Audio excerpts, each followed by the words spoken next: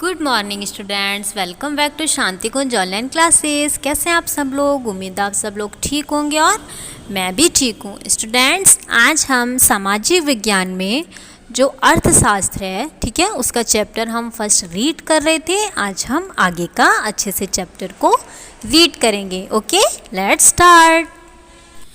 Students, last class में हमने कहाँ तक पढ़ा था? हम अर्थशास्त्र का चैप्टर 1 पढ़ रहे थे, है ना? पढ़ रहे थे ना? तो हमने लास्ट क्लास में बच्चों कहाँ तक छोड़ा था बताइए? कोई टिक लगाया है कि नहीं? कहाँ तक? यहाँ तक, है ना? लास्ट क्लास में हमने टिक किया था, यहाँ पे हमने यहाँ तक पढ़ा था। अब हम आगे पढ़ेंगे, ठीक है? आगे है पालमपुर की खेती, ठीक है? अब हम पालमपुर की खेती के बारे में जानेंगे, कैसी थी, कितने प्रतिशत थी, क्या था, ठीक। इसमें फर्स्ट पॉइंट है स्थिर भूमि। इस गांव में खेती ही लोगों की मुख्य उत्पादन का स्रोत है, ठीक है? जो इस गांव में है वो सबसे इम्पोर्टेंट क्या है? खेती है। ये वहाँ का क्या है? मुख्य स्रोत है। कार्य करने वाले लगभग 75% भाग कृषि कार्यों पर निर्भर है। जो भी कार्य करते हैं उसका लगभग कितने प्रतिशत? 75% जो भाग है वो कृषि पर ही निर्भर करता है तथा कृषि उनकी आजीविका का मुख्य स्रोत है, ठीक है? इनके कुछ किसान हैं, इनमें कुछ किसान हैं तथा शेष किसान दूसरे की भूमि पर मजदूर के रूप में कार्य करते हैं। इनमें से बेटा कुछ तो किसान है और जो किसान नहीं है वो क्या करते हैं? वो दूसरों की भूमि पर किसानी करते हैं। मतलब वहाँ पे जो भी है वो मुख्य काम क्या है? खेती, ठीक है? इन कृषकों कृषि की मजदूरों तथा उनके परिवार की जीविका मुख्य रूप से कृषि की उपज पर निर्भर करती है। जो परिवार की जीविका है, ठीक है, वो किस पर निर्भर करती है? वो कृषि पर निर्भर करती है। इनके जीवन स्तर में सुधार के लिए कृषि उत्पादन में कृषि आवश्यक है, लेकिन कृषि कार्य में एक मूलभूत कठिनाई है। क्या है वो कठिनाई? वो है भूमि क्षेत्र में स्थिर होना, ठीक है? जो भूमि क्षेत्र था वो उनका क्या होता था? स्थिर होता था, कि मतलब जितनी जिसकी भूमि है उतनी ही रहती थी, अदरवाइज एक दूसरे को कोई भी अपनी भूमि प्रदान नहीं करता था। इस प्रकार कृषि उत्पादन में विस्तृत कृषि अथवा गहन कृषि द्वारा 2 तरीकों से वृद्धि लाई जा सकती थी, ठीक है? कितने तरीकों से? 2 तरीकों से वृद्धि लाई जा सकती थी। किस किस तरीके से? एक तो कृषि द्वारा और वृद्धि लाई जा सकती थी, और विस्तृत कृषि द्वारा और गहन कृषि द्वारा, इन 2 तरीकों से क्या वृद्धि लाई जा सकती थी। पालमपुर गांव में सन 1960 से अब तक जुलाई वाले भूमि क्षेत्र में कोई परिवर्तन नहीं हुआ है, ठीक है? जो जुलाई वाला क्षेत्र था उसमें क्या हुआ बेटा? उसमें कोई भी परिवर्तन नहीं हुआ है। भूमि मापने के लिए मानक इकाई हेक्टेयर का प्रयोग होता है, लेकिन गांव में भूमि की माप बीघा, गुंठा जैसी क्षेत्रीय इकाइयों में भी की जाती है। 1 हेक्टेयर में 100 मीटर भुजा वर्ग के क्षेत्रफल के बराबर होता है, ठीक है? जो 1 हेक्टेयर होता है उसमें 1 हेक्टेयर में 100 मीटर, ठीक है, भुजा वाले वर्ग के क्षेत्रफल के बराबर होता है। आगे है स्थिर भूमि से ज़्यादा पैदावार करने के उपाय। जो स्थिर भूमि थी उससे ज़्यादा पैदावार करने के उपाय, मतलब उससे ज़्यादा पैदा करना, क्या? कृषि, ठीक है? इसमें क्या है? स्थिर भूमि पर कृषि उपज को निम्न 2 तरीकों से बढ़ाया जा सकता है। कितने तरीके से? 2 तरीकों से। पहला तरीका है सहफसल और दूसरा है बहुविधि फसल प्रणाली। सहफसल में क्या है? किसी भी गांव में बंजर पड़ी जमीन को कृषि योग्य बनाने, उसके कृषि उत्पादन में बढ़ोतरी की जाती है, ठीक है? मतलब जो भी गांव है जिसकी भूमि बंजर पड़ी है, ठीक है, और जो कृषि उसे मतलब बंजर भूमि है जिसमें कुछ भी नहीं होता, जिसमें खेती होती नहीं है, उसको कृषि योग्य बनाया जाता है और उसमें खेती की जाती है, उसकी बढ़ोतरी की जाती है। उसे विस्तृत कृषि कहते हैं। कैसी कृषि कहते हैं? उसे विस्तृत कृषि कहते हैं। इसके अंतर्गत कृषि की उपज को बढ़ाने के लिए नई भूमि पर कृषि की जाती है। इसके अंतर्गत कृषि को उपज को बढ़ाने के लिए, मतलब कृषि की खेती है उसको बढ़ाने के लिए क्या किया जाता है? नई भूमि पर कृषि की जाती है। लेकिन पालमपुर में कृषि योग्य भूमि की मात्रा निश्चित है। पिछले लगभग 50 सालों के अंतर्गत पालमपुर में कृषि योग्य भूमि के क्षेत्रफल में कोई विस्तार नहीं हुआ। इससे पहले किसानों ने गांव की कुछ चारागाह अकृष्य तथा 50 सालों के अंतर्गत पालमपुर में कृषि योग्य भूमि के क्षेत्रफल में कोई विस्तार नहीं हुआ है। इससे पहले किसानों ने गांव में कुछ चारागाह अकृष्य तथा बंजर भूमि को कृषि योग्य बनाने, उसे कृषि कार्यों में प्रयोग करना आरंभ कर दिया था। ठीक है, उसे जो बंजर भूमि थी उसे क्या किया किसानों ने, कृषि योग्य भूमि, उसमें कार्य करना उत्पन्न कर दिया था। परंतु अब कृषि योग्य भूमि के क्षेत्रफल में विस्तार की कोई संभावना नहीं है। इसलिए यहाँ के लोगों को एक फसल के साथ दूसरी फसल का भी उत्पादन करना चाहिए, जैसे गन्ने के साथ दालें आदि। और दूसरी क्या है, बहुविधि फसल प्रणाली। इसमें क्या है, वर्ष में किसी भूमि पर एक से अधिक फसल पैदा करने को बहुविधि फसल प्रणाली कहते हैं। ठीक है, किसे कहते हैं बहुविधि प्रणाली, बताइए किसे कहते हैं, बहुविधि प्रणाली किसे कहते हैं बेटा।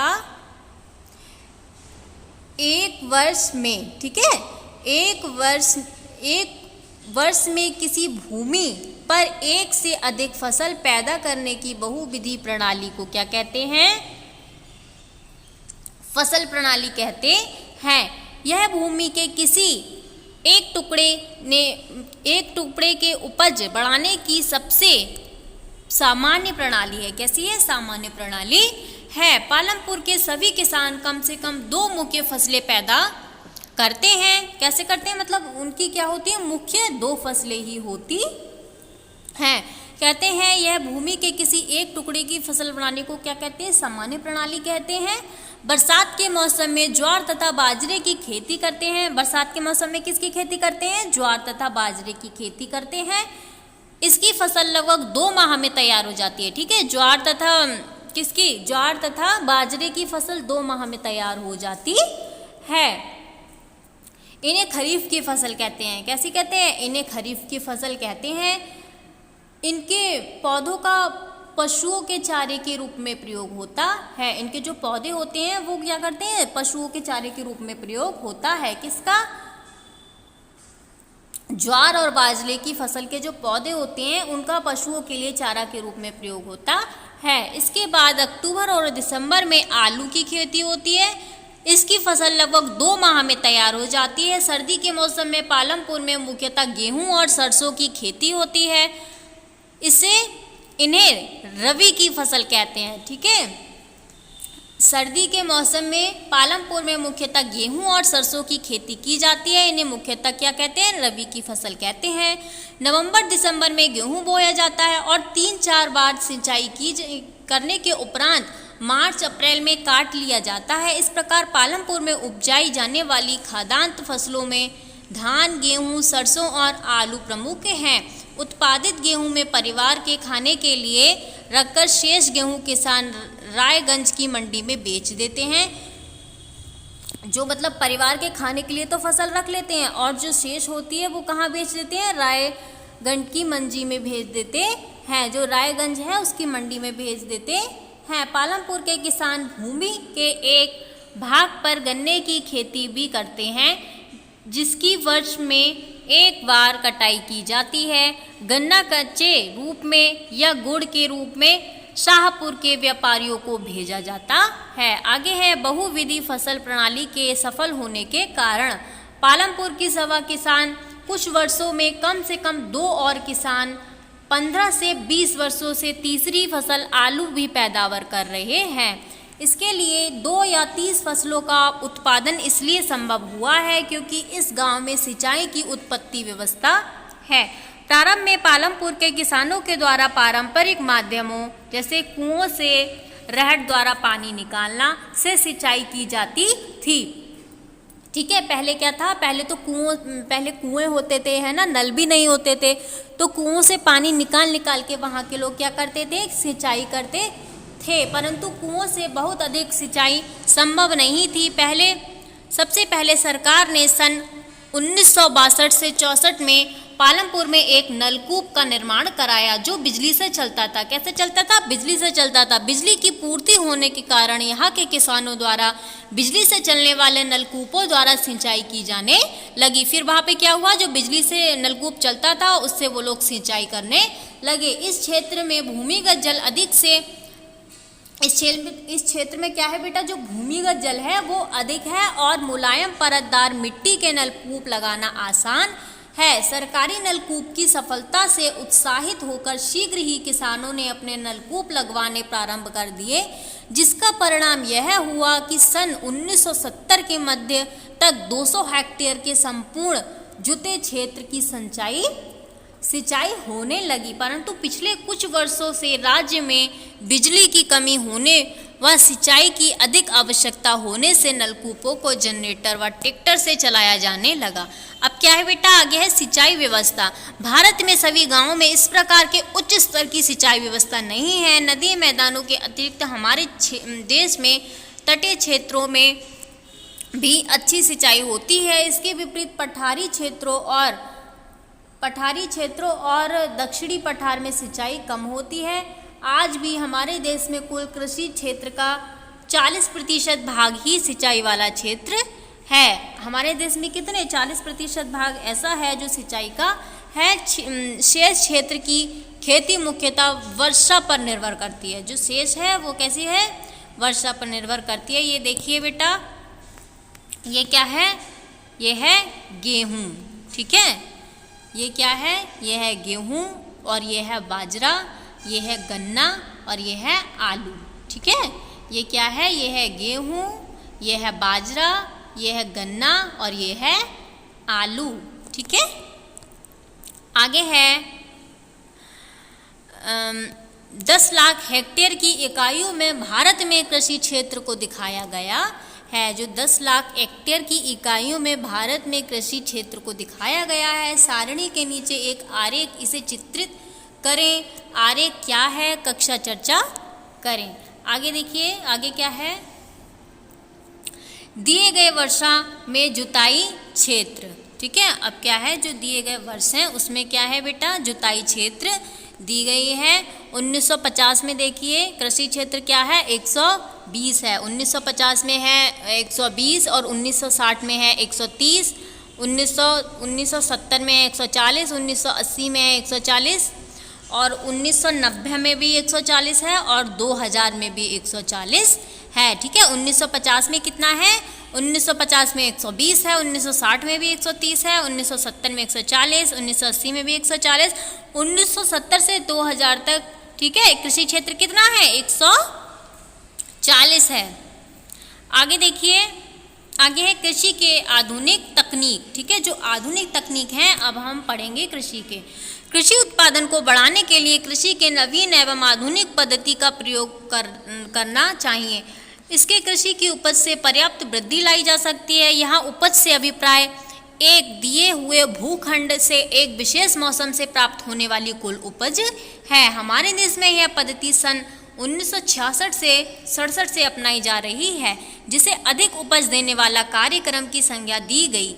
1960 के दशक के मध्य इस खेती में होती है। जो 1960 का दशक है इस खेती में होता है। इस समय तक किसान रासायनिक खाद अथवा उर्वरकों का भी बहुत कम मात्रा में प्रयोग करते हैं। आगे हेडिंग है अधिक उपज वाले बीजों का प्रयोग। इसमें क्या है? कृषि ने नवीन पद्धति 1960 के दशक के अंत में भारत में अपनाई जाने वाली हरित क्रांति कहा गया। जो कृषि की नवीन पद्धति थी 1960 के दशक के अंत में भारत में अपनाई गई, जिसे क्या कहा गया? हरित क्रांति कहा गया। इसके अंतर्गत भारतीय किसान चावल और गेहूं की फसल के उत्पादन के लिए अधिक उपज वाले बीजों का प्रयोग करने लगे। परंपरागत बीजों की तुलना में HYV बीजों से एक ही पौधे से अधिक मात्रा में अनाज पैदा होने की संभावना रहती है। आगे है इन बीजों से जमीन की उसी भाग से पहले की अपेक्षा अधिक अनाज की मात्रा पैदा होने लगी, लेकिन अधिक उपज देने वाले बीजों से पैदावारी देने के लिए अत्यधिक पानी, रासायनिक खादों तथा कीटनाशक औषधियों की आवश्यकता होती है। इन सभी के प्रयोग द्वारा ही कृषि की उपज अथवा उत्पादकता में वृद्धि लाई जा सकती है। ठीक है, तो आज आप लोग यहीं पर टिक कर लीजिए, इसके आगे हम नेक्स्ट क्लास में पढ़ते हैं। ओके, आप लोग चैप्टर को अच्छे से रिवाइज करना।